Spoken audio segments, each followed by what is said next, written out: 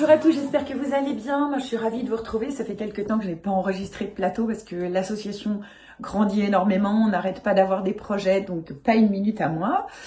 L'été dernier, on a commencé à tourner un documentaire avec Claire Taylor, un documentaire qu'on essaiera peut-être, qui donnera peut-être naissance à un plus gros documentaire qu'on aimerait vendre à une chaîne de télévision, avec différents projets à la clé. On vous en parlera un peu plus tard. Mais en tout cas, de ce premier documentaire sont nés de jolis reportages et de jolis portraits. Aujourd'hui, sous l'œil de Claire Taylor, qui nous suit et qui participe à tous les séjours Hope, on voulait vous parler de Babette. Babette qui a rejoint l'association il y a 3 ans. Elle faisait partie du premier séjour Hope. Elle a toqué à la porte de Hope en demandant si elle pouvait intégrer l'association, sachant qu'elle n'avait pas de cancer du sein. Rencontre avec Babette.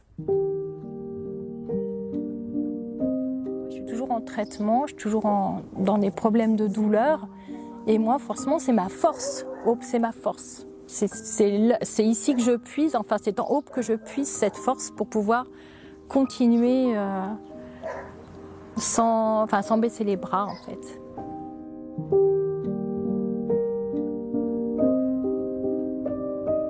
Alors donc j'ai eu un premier cancer en 2007, un cancer rare qui s'appelle le léomyosarcome. J'avais 42 ans à l'époque et j'étais terrorisée déjà par l'annonce du cancer, par le mot cancer et encore plus par le mot léomyosarcome que je ne connaissais absolument pas. J'ai traversé cette épreuve avec mes 4 enfants sous le bras parce que je me suis séparée à ce moment-là, donc ça a été très difficile. Et quand j'ai fait la dernière récidive, enfin plus ou moins la dernière récidive en 2021, je me suis dit, oh là là, s'il faut encore retraverser ça de la même manière, ça va être compliqué. C'était à nouveau un léomyosarcome, mais cette fois au niveau du péritoine. C'était déjà un peu plus grave que ce que j'avais vécu les fois d'avant. Et c'était très compliqué pour moi de devoir recommencer ça. Et j'ai eu la chance de voir passer l'association Hope plusieurs fois par des flyers, des petites choses que j'avais vues sur Facebook aussi. Au début, je m'y étais pas intéressée parce que j'ai peur des chevaux. Enfin, je suis pas à l'aise vraiment avec les chevaux, donc ça me parlait pas trop. J'avais appelé plusieurs assos pour pouvoir éventuellement faire des séjours et ça m'était toujours refusé parce que je n'étais pas atteinte d'un cancer du sein. La plupart des associations proposent des séjours pour les femmes atteintes de cancer du sein. Donc j'ai appelé Hope sans conviction, pensant que j'allais avoir la même réponse. Et à ma grande surprise, en fait, j'ai été acceptée tout de suite et j'ai pu faire le premier séjour Hope en mai 2022. De ce séjour, j'en suis ressortie déjà transformée, complètement reboostée, je ne me reconnaissais plus. Du coup, j'ai repris le travail. J'ai malheureusement fait une petite récidive. J'ai dû donc à nouveau m'arrêter de travailler. Mais je suis restée fidèle à Hope parce que vraiment, ça m'a apporté tellement de choses que je suis tombée dans la marmite et que j'en suis jamais ressortie. Et du coup, maintenant, je suis aussi bénévole donc dans les séjours. J'accompagne les femmes en tant que thérapeute réflexologue. Ce qui me fait aussi du bien quand j'accompagne les femmes pendant les séjours, c'est de voir leur transformation.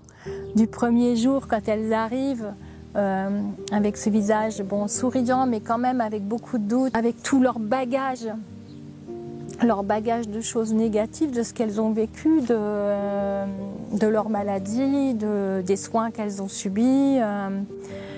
Quand on entend leur parcours et qu'elles peuvent exprimer tout ça et que le groupe commence à s'harmoniser, à être soudé, c'est magique.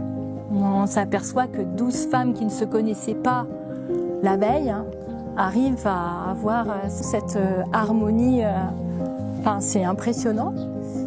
Et surtout, c'est les derniers jours. C'est un séjour de 4 jours, mais c'est tellement intense. On a l'impression qu'elles ont passé 1 mois ensemble. Elles ressortent avec des sourires et des envies, des projets La plupart des femmes qui viennent ici ont envie de donner à leur tour du temps pour les autres qui sont encore dans la maladie ou qui ont besoin. Donc ça, c'est aussi magique. Et Hope est magique pour ça, parce qu'on laisse totale liberté aux femmes de pouvoir s'épanouir pendant ce séjour.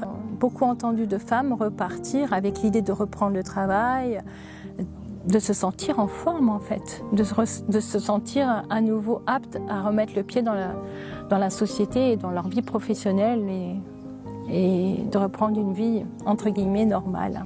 Je ne sais pas s'il y a des mots pour définir Hope en fait. Hope, c'est aussi tous ces séjours qu'on propose qui vont probablement augmenter un peu plus chaque année parce qu'il y a beaucoup de demandes finalement. En fait, je ne sais pas si à un moment on peut s'arrêter.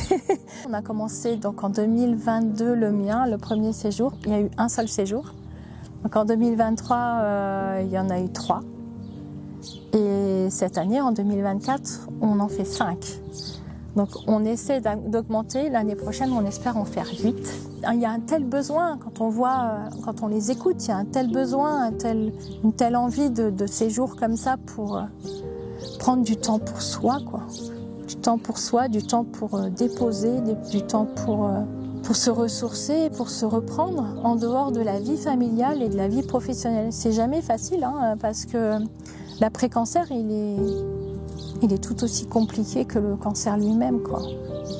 C'est difficile de reprendre sa vie en main parce qu'en fait, une fois que les traitements sont finis, que les cheveux repoussent, que vous retrouvez un semblant d'énergie, la famille a dit ça y est, c'est bon, on tourne la page, c'est loin tout ça, c'est fini. On voudrait retrouver la personne d'avant, donc la Babette d'avant par exemple, mais toutes les femmes qui sont là.